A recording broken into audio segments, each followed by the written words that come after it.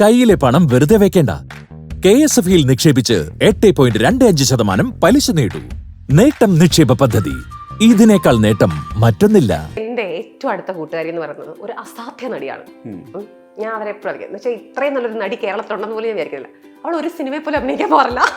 ഇപ്പൊ ആവേശം കണ്ടപ്പോഴും എനിക്കും തോന്നി ഇതിൽ ഇതുപോലെ ഇടിച്ചു നിൽക്കുന്ന ഒരു സ്ത്രീ കഥാപാത്രം കൂടെ ഉണ്ടെങ്കിൽ എന്നൊക്കെ നമുക്ക് കൊതി വരുമല്ലോ കാണാൻ. അല്ലെങ്കിൽ അങ്ങനെ ആയിരിക്കും ഒരു പാർട്ട് 2 ഉണ്ടെങ്കിൽ അങ്ങനെ അരികിൽ ഇറങ്ങി വന്നാൽ എന്ത് രസമായിരിക്കും, അങ്ങനെ ആർക്ക് പെർഫോം ചെയ്യാൻ പറ്റും. ഇങ്ങനെയൊക്കെ ഞാൻ ആലോചിച്ചു. എനിക്ക് ഒരു സ്ത്രീ കഥാപാത്രം എന്നുള്ള മാത്രമല്ല, ഞാൻ ഏജ് ഇതുപോലെ ആലോചിക്കുകയാണ്.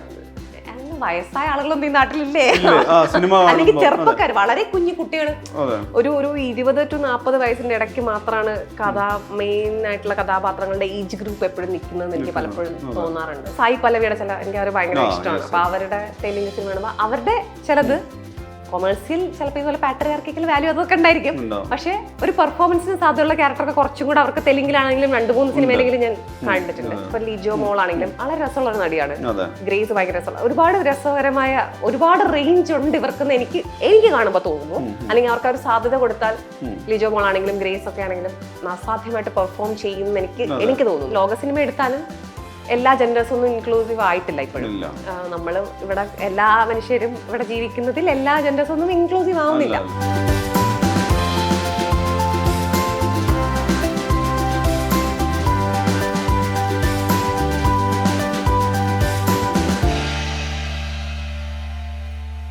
നമ്മൾ നേരത്തെ പറഞ്ഞതിൻ്റെ തുടർച്ച പോലെ തന്നെയാണ് ഇപ്പം എപ്പോഴും ഒരു ട്രെൻഡ് സെറ്റർ വെച്ചിട്ടാണ് ഇതുണ്ടാവുന്നത് പറയുമ്പോൾ ഈ അടുത്ത കാലത്ത് ഏറ്റവും കൂടുതൽ കേൾക്കുന്നൊരു ചർച്ച മലയാളത്തിലെ സ്ത്രീ കഥാപാത്രങ്ങളുടെ പ്രാതിനിധ്യം സംബന്ധിച്ചാണ്, അല്ലെങ്കിൽ ലീഡിങ് ക്യാരക്ടർ എന്നുള്ള രീതിയിലല്ല. എപ്പോഴും തോന്നിയിട്ടുള്ളത് പിന്നെ സ്ത്രീ കഥാപാത്രങ്ങളെ എഴുതി വരുമ്പോൾ അതൊരു മെയിൽ ഗേസിൽ എഴുതുന്ന ഒരു സംഗതി എല്ലാ കാലത്തും ഉണ്ട്. പക്ഷെ നമ്മൾ നോക്കുകയാണെങ്കിൽ നേരത്തെ ഉർവശിക്ക് കിട്ടിയത് അത്ര ഞാൻ പറഞ്ഞൊരു ലോങ് കരിയർ പോലെ വരാവുന്ന, അല്ലെങ്കിൽ നേരത്തെ ഇപ്പം ഉർവശിയോ പാർവതിയോ രേവതിയൊക്കെ ചെയ്യുമ്പോൾ അവർക്ക് ഒരുപാട് ക്യാരക്ടർ ഒരുപാട് ഭാഷയിൽ കിട്ടുമായിരുന്നു. അപ്പോൾ 3-4 100 crore സിനിമയിലെ റോൾസിനപ്പുറത്ത് നമ്മൾ ടോട്ടൽ ഇൻഡസ്ട്രിയുടെ നമ്പർ ഓഫ് ഫിലിംസ് നോക്കുമ്പോൾ അത്തരം പ്രാതിനിധ്യം എന്ന് പറയുന്നത് മലയാളം ഇപ്പം ഫാസിലിന് കിട്ടുന്ന ഒരു വൈവിധ്യതയിലുള്ള റോള് ഇവിടെ ഒരു പിന്നെ ഫീമെയിൽ ആക്ടറിന് കിട്ടുമോ എന്നുള്ളൊരു ചോദ്യം ഉണ്ടല്ലോ. ഇപ്പം പക്ഷെ അതേസമയം തന്നെ നമ്മൾ നോക്കുവാണെങ്കിൽ ഇപ്പം ക്യാൻസൽ പോയ പടം ഇതാണ്, അല്ലെ ഗേൾസ് വിൽ ബി ഗേൾസ് എന്ന് പറഞ്ഞിട്ട് സൺഡാൻസിൽ പോയിട്ടുണ്ട്, അതും ഒരു സ്ത്രീ ഫിലിം മേക്കറുടെയാണ്. അത്തരം സാധ്യത അപ്പുറത്ത് നിൽക്കുമ്പോഴും മലയാളത്തിൽ അതിലൊരു ലിമിറ്റേഷൻസോ വേറെ എന്തൊരു ചോദ്യചിഹ്നമായിട്ട് വരുന്നത് എന്തുകൊണ്ടാന്ന് തോന്നിയിട്ടുണ്ട്? മലയാളത്തിൽ ആണോ അതോ എനിക്ക് എല്ലായിടത്തും ഇന്ത്യയിലെ ഇതിപ്പോ ഞാൻ വേറെ 1-2 സ്ഥലത്തൊക്കെ പറഞ്ഞു. എനിക്ക് ഒരു സ്ത്രീ കഥാപാത്രം എന്നുള്ള മാത്രല്ല, ഞാൻ ഏജ് ഇതുപോലെ ആലോചിക്കുകയാണ്. വയസ്സായ ആളുകളൊന്നും ഈ നാട്ടിലില്ലേ, അല്ലെങ്കിൽ ചെറുപ്പക്കാർ വളരെ കുഞ്ഞു കുട്ടികൾ ഒരു 20 to 40 വയസ്സിന്റെ ഇടയ്ക്ക് മാത്രമാണ് മെയിൻ ആയിട്ടുള്ള കഥാപാത്രങ്ങളുടെ ഏജ് ഗ്രൂപ്പ് എപ്പോഴും നിൽക്കുന്നതെന്ന് എനിക്ക് പലപ്പോഴും തോന്നാറുണ്ട്. അതൊക്കെ ഇപ്പൊ പുറത്തെ രാജ്യങ്ങളിലെ സിനിമകൾ കാണുമ്പോൾ നമ്മൾ ഹോളിവുഡ് സിനിമകൾ എടുത്താലും വളരെ കൊമേഴ്സ്യലി ഉള്ള സിനിമകൾ എടുത്താൽ പോലും അതിൽ പല പ്രായത്തിലുള്ള മനുഷ്യർ വന്നു പോകുന്നുണ്ട്. സ്ത്രീകളുടെ കഥാപാത്രങ്ങളാണെങ്കിൽ വരാറുണ്ട്. അപ്പൊ അതൊക്കെ കാണുമ്പോൾ എനിക്ക് തോന്നും അതെന്താ ഇവിടെ കൊമേഴ്സ്യലി മാസായിട്ട് ഉണ്ട്. ഇവിടെ നായകനോ വയസ്സാവേണ്ട അവസ്ഥയുണ്ട് ഇവിടെ. അതെ അല്ല, ഇവിടുത്തെ ചില സ്റ്റാറുകളൊക്കെ പലരും ഇപ്പം സൗത്ത് ഇന്ത്യയിലും ഒക്കെ ആണെങ്കിലും സ്റ്റാറുകൾ വയസ്സായിട്ടുണ്ടെങ്കിലും വളരെ റെയറായിട്ടേ അവർക്കൊരു വയസ്സായിട്ടുള്ള കഥാപാത്രം കിട്ടാത്തതാണോ കിട്ടുന്നതാണോ എന്നാ എനിക്കറിയില്ല. അത് ആ ഒരു ഡെപിക്ഷൻ അത്രയും വരുന്നില്ല. അപ്പോൾ അത് ഇപ്പം ഉർവശി മാം അവരെ പഴയ ഇപ്പം ഫിലോമിന പഴയ ഇതുപോലെ നമ്മൾ നോക്കുവാണെങ്കിൽ അവരുടെ പോർട്രയിൽ നമ്മൾ ഇന്നത്തെ കാലത്ത് ചിന്തിക്കുമ്പോൾ ഒരു പാട്രിയാർക്കി സപ്പോർട്ട് ചെയ്യുന്നതാവാം, പൊളിറ്റിക്കലി ഇൻകറക്റ്റ് ആവാം. പക്ഷെ പെർഫോമൻസ് നോക്കിക്കഴിഞ്ഞാൽ എല്ലാ പടത്തിലും അതിന്റെ ഒരു ധാരാളിത്തം ഉണ്ടായിരുന്നല്ലോ. അതെ അതെ, ഒരു ആക്ടറിന് അവർക്ക് ചെയ്യാനുള്ള ഒരു കുറെ അത് ഉറപ്പായിട്ടും എനിക്കിപ്പോൾ കുറവായിട്ട് തോന്നുന്നുണ്ട്. പക്ഷെ അത് മലയാള സിനിമ മാത്രം കുറവാണ്. മലയാള സിനിമയിൽ എനിക്കറിയില്ല, ഞാൻ കാണുന്ന ഇപ്പോൾ തെലുങ്ക് കുറച്ച് സിനിമ കാണാറുണ്ട്, ഞാൻ തമിഴ് കുറച്ച് കാണാറുണ്ട്, ഹിന്ദി കാണാറുണ്ട്. അതിലൊന്നും മലയാളത്തിലുള്ള അത്രയും തന്നെ ഇല്ല എന്നാണ് എനിക്ക് തോന്നുന്നത്. ഞാൻ തെറ്റാണോ എനിക്കറിയില്ല. ഞാൻ കാണുമ്പോൾ എനിക്ക് ചിലപ്പോൾ ഇപ്പൊ സായി പല്ലവിയുടെ എനിക്ക് അവർ ഭയങ്കര ഇഷ്ടമാണ്. അപ്പൊ അവരുടെ തെലുങ്ക് സിനിമ കാണുമ്പോൾ അവരുടെ ചിലത് കൊമേഴ്സ്യൽ ചിലപ്പോൾ ഇതുപോലെ പാട്രിയാർക്കിക്കൽ വാല്യൂ അതൊക്കെ ഉണ്ടായിരിക്കും. പക്ഷെ ഒരു പെർഫോമൻസിന് സാധ്യതയുള്ള ക്യാരക്ടറൊക്കെ കുറച്ചും കൂടെ അവർക്ക് തെലുങ്കിലാണെങ്കിലും 2-3 സിനിമയിലെങ്കിലും ഞാൻ കണ്ടിട്ടുണ്ട്. പക്ഷെ അതുപോലൊക്കെ മലയാളത്തിലുണ്ട്. ഇപ്പൊ എനിക്ക് ഈയിടയിൽ നിമിഷയ്ക്ക് കിട്ടിയത്, അല്ലെങ്കിൽ അങ്ങനെ ഇപ്പം അല്ലെങ്കിൽ ദർശനയ്ക്ക് കിട്ടിയ അങ്ങനെ ചില ക്യാരക്ടേഴ്സ് ഒക്കെ നമുക്ക് അവിടെ ഇവിടെയും ഉണ്ട്. പക്ഷെ എന്നാലും പണ്ടത്തെ വെച്ച് മലയാള സിനിമയിൽ കുറഞ്ഞു എന്ന് എഴുത്തിൽ അത്ര ആലോചനകൾ കുറയുന്നതായിട്ടുള്ള അതെ അതെ. ഒരു പല പ്രായത്തിലുള്ള പലതരത്തിലുള്ള സ്ത്രീകളും അവരുടെ രസകരമുള്ളത് പണ്ടത്തെ മലയാള സിനിമകൾ വെച്ച് നോക്കുമ്പോൾ കുറഞ്ഞു എന്ന് എനിക്ക് തോന്നുന്നുണ്ട്. പക്ഷെ ഇന്ത്യ മൊത്തം എടുക്കുമ്പോൾ ഇപ്പോഴും ഇവിടെ എന്തെങ്കിലും ഉണ്ട് എന്നൊക്കെ എനിക്ക് ഇടയ്ക്കെങ്കിലും പറയാനോ ഹോപ്പ് ചിലപ്പോൾ ആളുകൾ വിട്ടുപോകുന്നതാണ്. എന്താ ഇപ്പൊ ഞാൻ ആലോചിക്കും, ഇപ്പം എനിക്കറിയാം ഇവരെന്നെ വഴക്കുറയുണ്ടോ ഭാവന സ്റ്റുഡിയോസ്കാർ, പക്ഷെ ഞാൻ ആലോചിച്ചു അവര് പലതവണ ഫഹദിന്റെ കൂടെ ഇപ്പോ പലതവണ വർക്ക് ചെയ്യുന്നെങ്കിലും എനിക്കൊന്ന് അപർണ മാത്രമുള്ള അവരുടെ ഒരു റിപ്പീറ്റഡ് സിനിമയിലെങ്കിലും തങ്കം വന്നിട്ടുള്ളത്. ബാക്കി അവരുടെ നായികമാരോ നടിമാരോ ഒന്നും വേറൊരു അവരുടെ സിനിമയിലും അതെന്താണോ അവർ പിന്നെ അവരെ കാസ്റ്റ് ചെയ്യാൻ 2 തവണ അല്ല കുമ്പളങ്ങിയിലുള്ളവരും പിന്നെ റിപ്പീറ്റ് ചെയ്യപ്പെട്ടു. അന്നാബെന്നും ഗ്രേസും ആയിരുന്നല്ല പുതിയതായിട്ട് അതിൽ വന്നു. അല്ല അതല്ലേ അവരുടെ തന്നെ പടത്തിൽ ഈ പക്ഷെ ഞാൻ പറഞ്ഞ അവരുടെ എല്ലാ പടത്തിലും പുതിയ ആളുകളല്ലേ വരുന്നത്. അതെ അതെ. നടിമാരെപ്പോഴും പുതിയത്. എനിക്കൊന്ന് അപർണ മാത്രമേ എനിക്ക് റിപ്പീറ്റ് ആയിട്ട് ഓർമ്മയുള്ളൂ. തങ്കത്തിൽ റിപ്പീറ്റ് ചെയ്ത് ബാക്കി നടിമാർ ഇപ്പൊ ലിജോ മോളാണെങ്കിലും വളരെ രസമുള്ള ഒരു നടിയാണ്. ഗ്രേസ് ഭയങ്കര രസമുള്ള ഒരുപാട് രസകരമായ ഒരുപാട് റേഞ്ച് ഉണ്ട് ഇവർക്കെന്ന് എനിക്ക് കാണുമ്പോൾ തോന്നുന്നു. അല്ലെങ്കിൽ അവർക്ക് ഒരു സാധ്യത കൊടുത്താൽ ലിജോ മോളാണെങ്കിലും ഗ്രേസ് ഒക്കെ ആണെങ്കിലും അസാധ്യമായിട്ട് പെർഫോം ചെയ്യും എന്ന് എനിക്ക് തോന്നുന്നു. ഇപ്പം ഞാനൊരു സംവിധാനം ചിലപ്പോൾ ഞാൻ അവരെ പ്രയോറിറ്റൈസ് ചെയ്യാൻ സാധ്യതയുണ്ട്. ആ നടിമാരെ ഒന്നും രണ്ടാമതോ മൂന്നാമതോ അവർ തന്നെ ഉണ്ടാക്കുന്ന സിനിമയിൽ എന്തായിരിക്കും വിളിക്കാത്തത് എന്ന് ഞാൻ ആലോചിക്കാറുണ്ട്.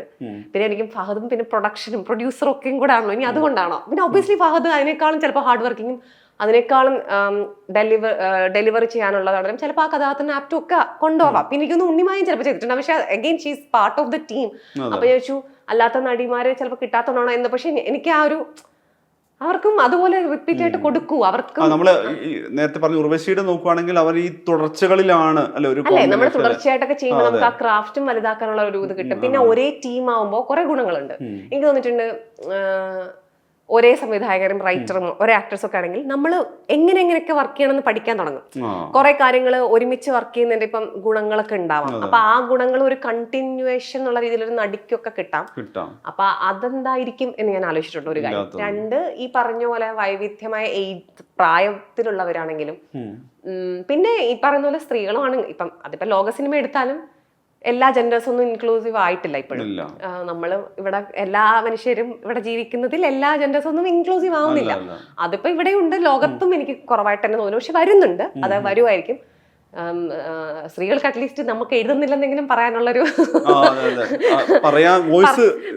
പറയാനുള്ളത് നമ്മള് കുറച്ചെങ്കിലും സ്ത്രീ കഥാപാത്രങ്ങൾ ഉള്ളതുകൊണ്ട്. പക്ഷെ എനിക്ക് തോന്നി എഴുതണം. പിന്നെ ഒരു സിനിമ 2 സിനിമ വെച്ച് ടാർഗറ്റ് ചെയ്ത് എനിക്ക് പറയാൻ പറ്റില്ല.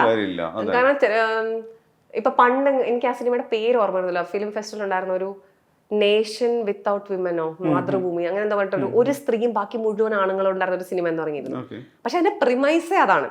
അന്ന് ആ സിനിമ ഇതെന്താ ആണുങ്ങൾ മാത്രമേ ഉള്ളൂ സിനിമയിൽ എന്ന് പറഞ്ഞിട്ട് കുറെ പേര്. അപ്പൊ ഞാനിരിക്കും ഇതൊരു പ്രിമൈസ്. ഇപ്പൊ ആവേശം കണ്ടപ്പോഴും എനിക്കും തോന്നി ഇതിൽ ഇതുപോലെ ഇടിച്ചു നിൽക്കുന്ന ഒരു സ്ത്രീ കഥാപാത്രം കൂടെ ഉണ്ടെങ്കിൽ എന്നൊക്കെ നമുക്ക് കൊതി വരുമല്ലോ കാണാൻ. അല്ലെങ്കിൽ അങ്ങനെ ആയിരിക്കും ഒരു പാർട്ട് 2 ഉണ്ടെങ്കിൽ അങ്ങനെ അരകിൽ ഇറങ്ങി വന്നാൽ എന്ത് രസമായിരിക്കും, അങ്ങനെ ആർക്ക് പെർഫോം ചെയ്യാൻ പറ്റും, ഇങ്ങനെയൊക്കെ ഞാൻ ആലോചിച്ചു. അത് നമ്മുടെ ഒരു ആഗ്രഹം കൊണ്ട് ആലോചിക്കുന്നതാണ്. പക്ഷെ ഇപ്പൊ ആ കഥയ്ക്ക് അതിന്റെ ആവശ്യം ഇല്ലെന്നുണ്ടെങ്കിൽ അതിൽ കുത്തിത്തിരികെ കേട്ടണം അങ്ങനെയൊന്നും ഞാൻ കരുതുന്നില്ല. പക്ഷെ ഇപ്പൊ ഇവിടെ ഒരു വർഷം 100-200 സിനിമകളൊക്കെ ഇറങ്ങാറുണ്ടെന്ന് തോന്നുന്നു, അല്ലെങ്കിൽ 100-150 സിനിമകളോളൊക്കെ ഇറങ്ങുന്ന ഒരു സ്ഥലത്ത് രസകരമായ സ്ത്രീകഥാപാത്രങ്ങൾ വരുന്നില്ലെങ്കിൽ ഇനിയിപ്പോ അങ്ങനത്തെ കഥകളില്ലാത്തതുകൊണ്ടാണോ അതോ കഥകളുണ്ട് പക്ഷെ അതിന് പ്രൊഡ്യൂസേഴ്സ് കിട്ടാത്തതുകൊണ്ടാണോ ഞാനിപ്പോ പേരുമായിട്ട് എനിക്ക് അറിയില്ല. ഞാൻ ഒരിക്കൽ കേട്ടിരുന്നു ഇങ്ങനെ ഇതുപോലെ ഹിറ്റായ ഒരു മലയാളം സിനിമ കഴിഞ്ഞ ഒരു 5-6 വർഷത്തില് അതിലൊരു മെയിൽ കഥാപാത്രമാണ് അതിനകത്ത് ഹീറോ ഇട്ടിരിക്കുന്നത്. പക്ഷെ ശരിക്കും അതൊരു ഉർവശി മാമിന് വേണ്ടി തന്നോ എഴുതിയ സ്ത്രീ കഥാപാത്രമായിരുന്നു. പക്ഷെ അതിന് പ്രൊഡ്യൂസർ ഒന്നും കിട്ടാറുണ്ട്, പിന്നെ ഒരു മെയിൽ കഥാപാത്രമാണ് ചെയ്തത് ഞാൻ കേട്ടിട്ടുണ്ട്. അതെനിക്ക് അറിയില്ല ഇത് ശരിയായിട്ടുള്ള വാസ്തവം, അതുകൊണ്ട് ഞാൻ പേരൊന്നും പറയുന്നില്ല, എനിക്കറിയില്ല. പക്ഷെ അത് അങ്ങനെയൊക്കെ വാസ്തവം ഉണ്ടെങ്കിൽ ഞാൻ അങ്ങനെ വിചാരിച്ചു അയ്യോ അപ്പം ആരൊക്കെ എഴുതുന്നുണ്ട്, എഴുതിയിട്ട് നമുക്ക് പിന്നെ അത് എടുക്കാനുള്ള ഒരു ധൈര്യമില്ലായ്മയോ അല്ലെങ്കിൽ പ്രൊഡ്യൂസേഴ്സ് ഡയറക്ടറിനെയോ അല്ലെങ്കിൽ അവരെയൊക്കെ പറഞ്ഞിട്ട് ഇതൊരു കൂടുതൽ എന്നിട്ടാണോ ഇത് സംഭവിക്കുന്നത് അങ്ങനെയൊക്കെ ആലോചിക്കുന്നു. പക്ഷെ ഉറപ്പായിട്ടും എഴുതിയ വേറൊരു രസമായിരിക്കും. എനിക്ക് ഏറ്റവും മിസ് ചെയ്യുന്നത് സ്ത്രീ ഈ ഒരു 70-കളിലും 80-കളിലും 90-കളിലും എനിക്ക് തോന്നിയിട്ടുണ്ട് സ്ത്രീ ഹ്യൂമറസ് എന്ന് പറയുന്ന ഒരു സ്ഥലമല്ല. ഒന്നാമത് മലയാളികൾ വളരെ കോമഡിയും ചളവും ഒക്കെ പറയുന്ന കുറെ മനുഷ്യരാണ്.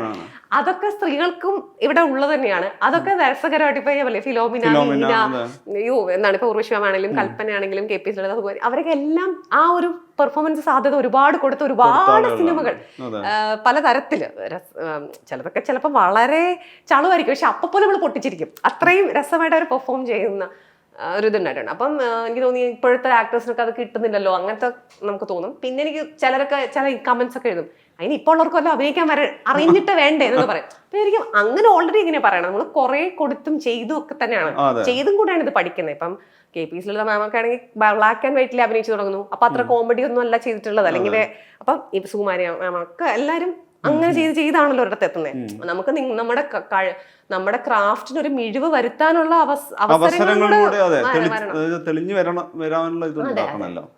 ഈ പിന്നെ തിയേറ്ററിന്റെ കാര്യം, ഇപ്പൊ അഭിനയുടെ കാര്യവും അല്ലെങ്കിൽ ഈ പറഞ്ഞ പിന്നെ ഖസാക്കിന്റെ കാര്യമൊക്കെ പറഞ്ഞ സമയത്ത് എപ്പോഴും നാടകത്തിൽ നിന്ന് ഒരു വരുമാന സ്ഥിരതയോ അല്ലെങ്കിൽ ജീവിക്കാൻ എല്ലാം നാടകം തരുന്ന ഒരു സാഹചര്യം ഉണ്ടെങ്കിൽ നാടകത്തിനാണ് പ്രയോറിറ്റൈസ് ചെയ്യുന്നതെന്ന് എപ്പോഴും കനി പറയാറുണ്ട്.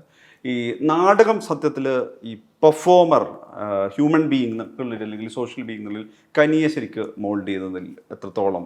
എനിക്കൊന്ന് 90% പങ്ക് അവരാണ്. എല്ലാവരും പറയും മൈത്രിന്റെയും ജെയ്സിയുടെയും ബോളായവർ അതുണ്ടാവും, ഇല്ലാതെ അവരെ ഞാൻ കുറച്ച് കാണുമല്ല. പക്ഷെ എനിക്ക് തോന്നുന്നു എന്റെ മനസ്സിനെ ഏറ്റവും പാകപ്പെടുത്തിയെടുത്തത് നാടകത്തിൽ വർക്ക് ചെയ്തത് കൊണ്ടാണെന്ന് തോന്നുന്നു. അത് ഹ്യൂമിലിറ്റിയുടെ കാര്യത്തിലാണെങ്കിൽ എല്ലാ കാര്യത്തിലും ഈ പറഞ്ഞ പോലെ പലതരത്തിലുള്ള മനുഷ്യർ ഏറ്റവും കുറഞ്ഞ റിസോഴ്സസിൽ ഇത് ചെയ്യണം എന്നുള്ള ആഗ്രഹം കൊണ്ട് മാത്രം ചെയ്യുന്നത് കൊണ്ടും പിന്നെ ഇത്രയും കാലം സമയം നമ്മൾ അതിന് ചെലവഴിക്കുന്നത് കൊണ്ടും അത് കഴിഞ്ഞ് അനലൈസ് ചെയ്യുന്നു. പിന്നെ നമ്മൾ മറ്റ് പല നാടകങ്ങൾ കാണുന്നു. അതൊരു ഫുള്ളി ഇൻവോൾവ് പ്രോസസ്സാണ്. അപ്പൊ എനിക്ക് ആ ഒരു 15 അങ്ങനത്തെ പ്രായത്തിൽ നമുക്കത് കിട്ടുമ്പോൾ നമ്മളെ അത് രൂപപ്പെടുത്താൻ ഒരുപാട് സഹായിക്കും. അത് എനിക്ക് തോന്നുന്നു എൻ്റെ വ്യക്തിത്വത്തിലാണെങ്കിലും അഭിനയത്തിനേക്കാളും എൻ്റെ വ്യക്തിത്വം ഞാൻ പറയാം. കാരണം എനിക്കങ്ങനെ അഭിനയം എനിക്ക് തോന്നുന്നു കുറച്ചും കൂടെ കാര്യമായിട്ട് ആലോചിക്കാൻ കുറച്ച് വർഷങ്ങളായിട്ടുള്ളൂ. ഇപ്പൊ കപിലയുടെ അച്ഛൻ വേണുജി അദ്ദേഹത്തിന്റെ വർക്ക്ഷോപ്പുകളും ക്ലാസ്സുകൾക്കും ഒക്കെ പോയിട്ടും അല്ലെങ്കിൽ അങ്ങനെ വളരെ കഴിഞ്ഞ ഒരു 6-7 വർഷത്തിലാണ് കുറച്ചും കൂടെ അഭിനയിക്കുക എന്നുള്ളതിലേക്ക് പോകുന്നത്. അതിനു മുമ്പ് ഈ മൊത്തം നാടകം നമ്മൾ ആ ഒരു മൊത്തം ഒരു കൊളാബറേറ്റീവ് ടീം നമ്മൾ പറയുന്ന ഒരു കാര്യം, അങ്ങനെയാണ് ഞാൻ അതിനെ കുറച്ചും കൂടി കണ്ടിരുന്നത്. അതിൽ ഞാൻ ആക്ടർ ആയിരുന്നെങ്കിലും ഞാൻ വേറെ മേഖലയിൽ അതിൽ പോയാലോ, കുറച്ചുകൂടെ പ്രൊഡ്യൂസിങ് നാടകം പ്രൊഡ്യൂസ് ചെയ്യുന്നതിലോട്ട് പോയാലോ അങ്ങനത്തേലോട്ട് ആലോചിച്ചിരുന്നിട്ടുണ്ട്. അല്ലെങ്കിൽ കോസ്റ്റ്യൂം ഡിസൈൻ, സെറ്റ് ഡിസൈൻ ചെയ്യുന്നതിലോട്ട് പോയാലോ, ഇങ്ങനെയൊക്കെ. അല്ലാണ്ട് ഞാൻ എപ്പോഴും ഒരു ആക്ടറായിട്ട് നിൽക്കണം എന്ന് ആലോചിച്ചിരുന്നില്ല നാടകം ചെയ്യുന്ന സമയത്ത്. അതുകൊണ്ടൊക്കെ ആയിരിക്കാം. അപ്പോൾ ഈ പറഞ്ഞു വരുന്ന ചോദ്യത്തിൽ അതെ എനിക്ക് എനിക്കൊന്നും നമ്മൾ വളരെ സീരിയസ് ആയിട്ട് ഇത് കാണുന്ന ആളുകളിരുന്ന് സംസാരിക്കുകയും ഒരുമിച്ച് ചെയ്യുകയും നമ്മൾ ഓരോ ദിവസവും റിഹേഴ്സൽ കഴിയുമ്പോൾ ഇപ്പം നമ്മളിരുന്ന് സംസാരിക്കുന്ന പോലെ പല മനുഷ്യരും അവരുടെ അഭിപ്രായം ഇത് വളരെ നമ്മളെ സ്വാഭാവികമായിട്ട് നമ്മൾക്ക് വളർച്ച എക്സ്പോണൻഷ്യലി ഉണ്ടാക്കാൻ സാധ്യതയുള്ള ഒരു കാര്യമാണ്. അഭിനയിക്കാനുള്ള ക്രാഫ്റ്റ് കൂട്ടണം നിർബന്ധമില്ല. ഈ പറയുന്ന എക്സ്ചേഞ്ചസ് അഭിനയിക്കാൻ ക്രാഫ്റ്റ് കൂട്ടുന്നത് നമ്മൾ ആ റിഹേഴ്സൽ ചെയ്യുന്ന സമയത്ത് നമ്മൾ ഒരു ദിവസം ചെയ്യുന്നു, ശരിയാവുന്നില്ല, അടുത്ത ദിവസം ശരിയാവുന്നു, മൂന്നാമത്തെ ദിവസം എന്താ ശരിയായത്, ഇന്ന് എന്താ വരാത്തത്, ഇന്നലെ ശരിയായതാണല്ലോ, ഇങ്ങനെയുള്ള ആ റിപ്പീറ്റ്. ഇപ്പം പായലിന്റെ സിനിമയിൽ അഭിനയിക്കാനാണെങ്കിലും പല ആക്ടേഴ്സിനും ഇവിടെ എന്ന് പറഞ്ഞാൽ നമ്മൾ ഒരു സ്പോണ്ടേനിറ്റി ആദ്യത്തെ ടേക്കിലൊക്കെ ഉണ്ടാവാം, അല്ലെങ്കിൽ രണ്ടാമത്തെ ടേക്കിലൊക്കെ ഉണ്ടാവും. പക്ഷേ നമ്മളൊരു 40ാമത്തെ ടേക്കിലോട്ട് പോകേണ്ട അവസ്ഥ വരുന്നു, എന്തെങ്കിലും കാരണം കൊണ്ടെന്ന് വിചാരിക്കും. അപ്പോൾ ഞാൻ ചില ആക്ടേഴ്സിനെ കണ്ടിട്ടുണ്ട് ഇപ്പൊ മെക്കാനിക്കലായി ഇനി ചെയ്യാൻ പറ്റുന്നില്ല, അതിന്റെ പോയി എന്ന് പറയുന്ന ആക്ടേഴ്സിനെ കണ്ടിട്ടുണ്ട്. പക്ഷെ നാടകം ചെയ്ത ഒരാൾക്ക് ഒരിക്കലും ഇത് പറയാൻ പറ്റില്ല. കാരണം നമ്മള് പല ആക്ടേഴ്സും 2000 പെർഫോമൻസ്, ഇപ്പൊ ഇത് ഞാൻ 998ാമത്തെ പെർഫോമൻസ് ആണെന്നൊക്കെ പറയും. എന്ന് പറയുമ്പോൾ ഈ 998 പെർഫോമൻസ് പറയുമ്പോൾ അറ്റ്ലീസ്റ്റ് 50 തവണ ആ ഒരു പെർഫോമൻസ് റിഹേഴ്സൽ ചെയ്തിട്ടുണ്ടാവും. അപ്പൊ അത് എത്ര തവണയാണ് ചെയ്യുന്നത് അല്ലെ? അപ്പോഴും നമ്മൾ ആദ്യമായിട്ട് വീണ്ടും ചെയ്യുന്നു, വീണ്ടും അവിടെ ഒരു ഫ്രഷ്നെസ്സോ ഇംപ്രവൈസേഷനോ വീണ്ടും നമ്മൾ ഒന്നേന്ന് നമുക്കറിയാം എന്തൊക്കെയാണ് അറിയാമെങ്കിലും അത് മറന്നിട്ട് നിൽക്കണം. വീണ്ടും ഒരാൾ പറയുമ്പോൾ കേൾക്കണം, വീണ്ടും ഒരു സാധനം കഴിയുമ്പോൾ ഞെട്ടണം. ഇങ്ങനെ എല്ലാ തവണയും വരണം. സിനിമയിൽ എപ്പോഴും അതിന്റെ ആവശ്യം വരില്ല, ശരിയാണ്. പക്ഷെ എന്നാലും ഇതുപോലെ റിഹേഴ്സലൊക്കെ ചെയ്യേണ്ടി വരുന്ന സിനിമകളും ഒക്കെ ആകുമ്പോൾ നമ്മൾ എങ്ങനെയാണ് നമ്മുടെ സ്പോണ്ടേനിറ്റി നിലനിർത്താൻ പറ്റുന്നത്, നമ്മൾ എങ്ങനെയാണ് ആ മെക്കാനിക്കൽ ആവാതിരിക്കുന്നത്, ഇങ്ങനത്തെ കാര്യങ്ങളൊക്കെ പഠിക്കുന്നത് നാടകം ചെയ്താൽ തന്നെയാണ് ഏറ്റവും പഠിക്കാൻ പറ്റുന്നത്. അത് ആ രീതിയിലാണ് ചിലപ്പോൾ ഒരു ആക്ടർ എന്നുള്ള നിലയിൽ എന്നെ അത് സഹായിച്ചിട്ടുള്ളത്. കാരണം ഇപ്പൊ പാലിനാകുമ്പോഴും ഞാനായിരിക്കും ചിലപ്പോൾ അവിടെ ഏറ്റവും അത് പിന്നെയും ചെയ്യാൻ മടുക്കാത്ത ഒരാള് ബാക്കി ആക്ടേഴ്സിനെ വെച്ച് നോക്കും. കാരണം എനിക്കത് പിന്നെയും ചെയ്യാൻ ഇഷ്ടമാണ്, അപ്പോഴായിരിക്കും ബെറ്റർ ആവുന്നതെന്ന് തോന്നുന്നതാണ്. ഇപ്പം ജഗതി അദ്ദേഹത്തിന്റെ എനിക്കൊന്നു ഏതോ റുമി എന്ന് പറയുന്ന സിനിമയിൽ ഇതുപോലെ ഏതോ ഒരു സീൻ, അത് ഒരുപാട് ഡയലോഗ് ഉണ്ട്, എന്തോ ടെക്നിക്കൽ പ്രശ്നം കാരണം 20ാമതൊക്കെ ടേക്ക് പോകുന്നുണ്ട്, 21 എന്തോ. പക്ഷേ ഇദ്ദേഹം 21ാമത്തെ ടേക്കൊക്കെ ആകുമ്പോൾ ആദ്യത്തേനേക്കാളും 5000 മടങ്ങ് ബെറ്റർ ആയിട്ടാണ് പെർഫോം ചെയ്യണം. നമ്മളിങ്ങനെ നോക്കിയിരിക്കുക, ഓരോ ബെറ്റർ വൈവിധ്യത. അപ്പൊ ആൾക്കും അറിയാം ടെക്നിക്കൽ ഡിഫിക്കൽട്ടി കാരണം ഇതിങ്ങനെ പോകുന്നു, ആളറിയില്ല ഞാൻ ചെയ്യാം എന്നിട്ട് ഒരെണ്ണം ചെയ്യുന്നു, അതേ അല്ലാതെ വേറൊന്നും ചെയ്യുന്നു. അപ്പൊ ഒരു 7-8 എണ്ണം കണ്ടു നമ്മൾ ഡിഫറെന്റ്. അത് തന്നെ എന്നിട്ട് അപ്പോൾ സംവിധായകനോ അല്ലെങ്കിൽ ആരെങ്കിലും പറയും ചേട്ടാ നമുക്ക് അമ്പിളി ചേട്ടാ മൂന്നാമത്തതാണ് കുറച്ച് ആണോ എന്നാൽ എന്ന് വെച്ചാൽ ആളുടെ ഒരു ക്രാഫ്റ്റ് കയ്യിലിരിക്കും, നമുക്ക് ചിന്തിക്കാൻ കഴിയില്ല. എന്ന് വെച്ചാൽ ഇതാണ് നിങ്ങൾക്ക് വേണമെങ്കിൽ ഞാൻ അത് ചെയ്യാം, ഇതും അതും വേണമെങ്കിൽ എടുത്തുകൂടെ കൊടുക്കുകയാണെന്ന് പറയില്ലേ. അപ്പം അങ്ങനെ എനിക്ക് തോന്നുന്നു ആളും ഈ പറഞ്ഞ പോലെ സ്റ്റേജ് പെർഫോമൻസ് ആ ഒരു ഇതിൽ നിന്ന് വരുന്നോണ്ടും പിന്നെ അത്രയും ക്രാഫ്റ്റിനെ പറ്റിയിട്ട് അറിവും ഒക്കെ ഉള്ളതുകൊണ്ടായിരിക്കാം ഓരോന്ന് ചെയ്യുമ്പോഴും മിഴിവ് കൂടി ഓരോന്ന് കഴിയുമ്പോഴും ബെറ്റർ ആണ് ആവുന്നത്. അല്ലാണ്ട് ആളൊരിക്കലും അഞ്ചാമത് ഇപ്പൊ എനിക്ക് ആദ്യത്തെ ചെയ്തതിന്റെ മെക്കാനിക്കൽ ആവുന്ന ഒരു അവസ്ഥയിലേക്ക്. അപ്പം എനിക്ക് തോന്നിയിട്ടുണ്ട് ഇവിടുത്തെ പല എല്ലാവരും അല്ല, ചില ആക്ടേഴ്സാണ് ഞാൻ അങ്ങനെ പറയുന്നത് കേട്ടിട്ടുള്ളത്. എനിക്ക് തോന്നിയിട്ടുണ്ട് അവർക്കും എല്ലാം ആ ഒരു ട്രെയിനിങ്ങിന്റെ ആവശ്യകതയുണ്ട്. ചില സീനിൽ നമുക്ക് ആ സ്പോണ്ടേനിറ്റി നിലനിർത്തേണ്ട ആവശ്യം ഉണ്ടായിരിക്കാം, അല്ലെങ്കിൽ ചില ഡയറക്ടേഴ്സിന് ചിലപ്പോൾ ആ രീതിയിൽ വർക്ക് ചെയ്യുന്നതായിരിക്കും ഇഷ്ടം. റിഹേഴ്സലേ വേണ്ട, ഇപ്പൊ ഈ ആദ്യം വരുന്നതേ ഞാൻ ക്യാപ്ചർ ചെയ്യുള്ളൂ, അതാണ് വേണ്ടത്, നീ നിന്റെ ഇതിൽ പോകും. അപ്പൊ അങ്ങനെ ഒരു ഡയറക്ടറിന്റെ കൂടെ വർക്ക് ചെയ്യുമ്പോൾ ചിലപ്പോൾ നമുക്ക് റിഹേഴ്സൽ കിട്ടില്ല. അപ്പൊ സ്പോണ്ടേനിയസ് ആയിട്ട് എങ്ങനെ ചെയ്യാന്നുള്ളതും അറിഞ്ഞിരിക്കണം. അതേസമയം ഇനി വേറൊരു ഡയറക്ടറാണ്, വേറൊരു സീനാണ്, റിഹേഴ്സലെ വരും, അപ്പൊ അഞ്ചാമതോ പത്താമതോ പോയാൽ നമ്മൾ മെക്കാനിക്കൽ ആവാതെ സ്പോണ്ടേനിയസ് ആയിട്ട് ചെയ്യാനും നമ്മളെ പാകപ്പെടുത്തി എടുക്കണമല്ലോ. ആ ഒരു ഇത് അതെനിക്ക് തോന്നിയിട്ടുണ്ട് നാടകം ചെയ്യുന്നോണ്ടായിരിക്കും എനിക്ക് കുറെയെങ്കിലും കിട്ടിയിട്ടുള്ളത്. പിന്നെ ഈ പറഞ്ഞ വികസിച്ചിട്ടുണ്ടോ വെച്ചാൽ അത് ഈ നാടകത്തിന്റെ മുമ്പും പിമ്പും നമ്മൾ ചെലവഴിക്കുന്ന സമയവും സംസാരിക്കുന്ന സമയവും പുസ്തകങ്ങൾ ഷെയർ ചെയ്യും, കാണുന്ന സിനിമകളും ഒക്കെ എല്ലാ കാര്യങ്ങളും ചുറ്റുപാട് നടക്കുന്നത് അത് ഉറപ്പായിട്ട് മനസ്സിനെ വികസിപ്പിക്കാനും. ഇപ്പം മൈത്രൻ ജയശേഷിയോ അല്ലെങ്കിൽ എന്റെ കൂട്ടുകാരോ എന്റെ സ്കൂളിൽ ടീച്ചേഴ്സോ ഒക്കെ എനിക്ക് വളരെ ഇൻഫ്ലുവൻഷ്യൽ ആയിരുന്ന ആൾക്കാർ ഇവൻ ഞാൻ പഠിച്ച സ്കൂൾ പോലെ എനിക്ക് ഒരുപാട് ഇൻഫ്ലുവൻഷ്യൽ ആയിരുന്നു. ഞാൻ പട്ടത്ത് ഒരു ഗവൺമെന്റ് ഗേൾസ് ഹൈസ്കൂൾ അവിടെ പഠിച്ചത്. അവിടെ ഞങ്ങൾക്കൊരു സംസ്കൃത ടീച്ചർ, ഈ നാടകം ഭയങ്കര താല്പര്യമുള്ള ടീച്ചറാണ്. ടീച്ചർ പലതും ചന്ദ്രിക എന്ന ടീച്ചറിന് ടീച്ചറും ഒരുപാട് ആ കലാപരമായ കാര്യങ്ങളിൽ കോമ്പറ്റിറ്റീവ് ആക്കാനല്ല ടീച്ചർ നോക്കിയിട്ടുള്ളത്. അങ്ങനത്തെ ഒരു എക്സ്ട്രാ ആയിട്ട് ചിന്തിക്കാൻ ടീച്ചർ കുറച്ച് സഹായിച്ചിട്ടുണ്ട് ഞങ്ങൾ പഠിച്ചിരുന്ന എല്ലാവരും. എനിക്ക് തോന്നുന്നു അതെല്ലാം ഈ ഒരിക്കലും ഒരാളിൽ നിന്നല്ലല്ലോ, അതിങ്ങനെ പല മനുഷ്യരുമായിട്ട് ഇടപെട്ട് നെഗോഷിയേറ്റ് ചെയ്ത് നമ്മുടെ ചിന്ത ഇതാണെന്നും അവരുടെ ചിന്ത ഇതാണെന്നും മനസ്സിലാക്കി മുമ്പോട്ട് പോകാം. അത് നാടകം ഒരുപാട് സഹായിക്കും. ബാക്കി ഏത് ജോലിയേക്കാളും എനിക്ക് തോന്നിയിട്ടുണ്ട് ഒരു ജയന്റ് ഒരു പെട്ടെന്നുള്ള ഒരു വളർച്ച നാടകം നന്നായിട്ട് തരും. ഒരു നാടകത്തെ അഭിനയിക്കും. ഇപ്പൊ ദിവ്യ ഒരിക്കലും നാടകത്തിൽ അഭിനയിച്ചിട്ടുണ്ടായിരുന്നില്ല. ദിവ്യ എന്നോട് എപ്പോഴും പറയും എപ്പോഴെങ്കിലും എനിക്കൊരു അവസരം കിട്ടി. അപ്പൊ ഈ റോഷൻ ഇതിന് വേണ്ടിയിട്ട് വിളിക്കുമ്പോൾ ഞാൻ ദിവ്യയോട് പറഞ്ഞിരുന്നു, ഇവരോട് പറഞ്ഞു ദിവ്യ ഒന്ന് വിളിച്ചു നോക്കും. ദിവ്യ ആ ഒരു പ്ലേ ചെയ്തിട്ടുള്ളൂ. ദിവ്യ എപ്പോഴും പറയും ആ ഒരു പ്ലേ ചെയ്ത് ദിവ്യ പെട്ടെന്ന് ഒരുപാട് മാറ്റം വരികയാണ്. അതെനിക്ക് തോന്നിയിട്ടുണ്ട് നല്ലതാണ് ആക്ടേഴ്സിന് എനിക്ക് തോന്നിയിട്ടുണ്ട്. ഈ കഴിഞ്ഞ നാടകത്തിന്റെ കാര്യം സംസാരിക്കുന്ന സമയത്ത് നാടകത്തിലെ ആക്ടിങ് അല്ലെങ്കിൽ ആർട്ടിസ്റ്റ് എന്നുള്ളതിനേക്കാളും നാടകം എന്ന് പറയുന്ന ഒരു സമഗ്രാർത്ഥത്തിലാണല്ലോ നാടകത്തെ കാണുക സംസാരിക്കും. സിനിമയുടെ കാര്യത്തിലാണെങ്കിലും സിനിമയുടെ ടെക്നിക്കൽ സൈഡോ മറ്റുള്ളതിനപ്പുറത്ത് സിനിമയെ സമീപിക്കുന്നതും കാണുന്നതും ആസ്വാദക എന്നുള്ളതിൽ അതിന്റെ പൂർണ്ണാർത്ഥത്തിലാണല്ലോ. സംവിധാനം എന്നുള്ളത് സമീപഭാവിയിൽ പ്ലാനുള്ള ഒന്നാണോ, അങ്ങനെ ആഗ്രഹിക്കുന്ന ഒരു കാര്യമാണോ? നമ്മൾ സംസാരിച്ചതിലൊക്കെ അങ്ങനെ ഒരു എന്താ പറയാ സംവിധാനം ചെയ്ത film maker point of view കൂടി വരുന്നോണ്ട് ചോദിച്ചതാണ്. സംവിധാന പദ്ധതിയോ അങ്ങനെ ആലോചന, എഴുത്ത്, സംവിധാനം? ഞാൻ അങ്ങനെ എഴുതൽ ഒന്നുമില്ലെങ്കിലും എനിക്ക് എനിക്ക് തോന്നുന്നു ആനന്ദിനെ പരിചയപ്പെട്ടതിന് ശേഷമാണെന്ന് തോന്നുന്നു ആ ഒരു കഥ ഉണ്ടാക്കുക അല്ലെങ്കിൽ സ്ക്രീൻ പ്ലേ ഡെവലപ്പ് ചെയ്യുക, സംഭാഷണം എനിക്കായിട്ട് എഴുതാൻ അറിയില്ലായിരിക്കും. പക്ഷെ ഒരാൾ എഴുതുമ്പോൾ ഞാൻ ഇല്ല ഇത് ഇങ്ങനെ വരുമ്പോഴാണ് ബെറ്റർ ആവുന്നത്, ഇതിപ്പോ അനാവശ്യമായിട്ട് റിവീൽ ചെയ്യുവാണ്, അല്ലെങ്കിൽ എക്സ്പോസിഷൻ ആയിട്ടാണ് ഈ ഡയലോഗ് വരുന്നത്, ഇതിനെ അങ്ങനെയൊക്കെ ചിന്തിക്കാൻ ഡയലോഗിൽ പറ്റും. എന്നാലും ഇരുന്ന് എഴുതാൻ അറിയില്ല. പക്ഷെ സ്ക്രീൻ പ്ലേ എനിക്ക് സ്ട്രക്ചർ ആൻഡ് സ്ക്രീൻ പ്ലേ എനിക്കൊരു ഇൻറ്റ്യൂട്ടീവായിട്ട് ഉള്ളിൽ ഉണ്ടെന്ന് തോന്നുന്നു. കാരണം അത് എനിക്ക് പലപ്പോഴും ഞാനിപ്പോൾ ആനന്ദിന്റെ കൂടെ ആണെങ്കിലും പറഞ്ഞിട്ട് കുഞ്ഞിലയുടെ കൂടെ ആണെങ്കിലും വർക്ക് ചെയ്യാൻ ശ്രമിച്ചിട്ടുണ്ട്. അല്ലെങ്കിൽ അങ്ങനെ ഡയറക്ടറായിട്ട് ഞാൻ ആലോചിച്ചില്ല. അത് ഒന്നെന്ന് വെച്ചാൽ പറഞ്ഞാൽ ഡയറക്ടേഴ്സിനെ കാണുമ്പോഴേ എനിക്കറിയാം അവര് ഇങ്ങനെ ചെറുപ്പക്കാരായിരുന്നവർ ഒരു സിനിമ കഴിയുമ്പോൾ കൊരച്ച് വയ്യാതെ ഇപ്പൊ മനസ്സിന് നല്ല സന്തോഷമുണ്ട്. ഞാൻ എന്തിനാ അപ്പൊ ഒന്നെങ്കിൽ നമുക്ക് അത്ര പാഷൻ വേണം.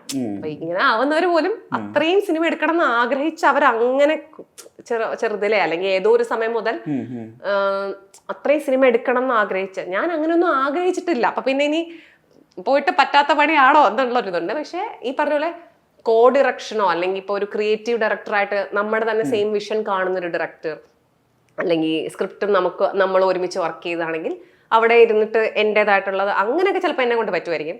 മൊത്തത്തിൽ ഒരു കാര്യം ഡയറക്റ്റ് ചെയ്യാനുള്ള മനഃശക്തിയും അതിനൊരു ഇത് വേണം. അത് എനിക്കുണ്ടോ എന്ന് എനിക്കറിയില്ല. പക്ഷെ എഴുതാൻ ചിലപ്പോൾ സാധ്യതയോ സ്ക്രിപ്റ്റ് ഡെവലപ്പ് ചെയ്യാനൊക്കെ സാധ്യത ഉണ്ട്. അതെനിക്ക് ഇഷ്ടമുണ്ട്, അല്ലെങ്കിൽ അതിനോടൊരു ആപ്റ്റിറ്റ്യൂഡും എല്ലാം ഉണ്ട്. പിന്നെ അതുപോലെ തോന്നിയിട്ടുള്ളത് എനിക്ക് എഡിറ്റിംഗ് ഇഷ്ടമായിട്ട് തോന്നിയിട്ടുണ്ട്. ഞാൻ ഇരുന്ന് എഡിറ്റ് ചെയ്തില്ലെങ്കിലും ഞാൻ എഡിറ്റിംഗ് ടേബിൾ ഇരുന്നിട്ട് ഇല്ല ഇവിടെ കട്ട് ചെയ്ത് നോക്കിയിട്ട് നോക്കി, അങ്ങനെ അതിനോടൊരു ആപ്റ്റിറ്റ്യൂഡും ഉണ്ട്. പക്ഷെ അത് ഫിലിം മേക്കിംഗ് തന്നെയാണ്, പ്രോസസ് വൈസ്. അതെ അതെ അതെ, അങ്ങനെ അതെ, മേക്കിംഗ് എന്നുള്ള രീതിയിൽ മനുഷ്യ ചോദിക്കുമ്പോൾ ശരിയാണ്. പക്ഷെ എന്നാലൊരു ഡയറക്ടർ എന്ന് പറയുന്ന ആൾ ഇതിന്റെ എല്ലാത്തിന്റെയും ടോട്ടാലിറ്റിയിൽ നിന്നിട്ട് കാണുന്ന ആ ഒരു സ്ഥലത്തേക്ക്, അതായത് മുഴുവൻ ഉത്തരവാദിത്തം ആളെടുക്കണമല്ലോ.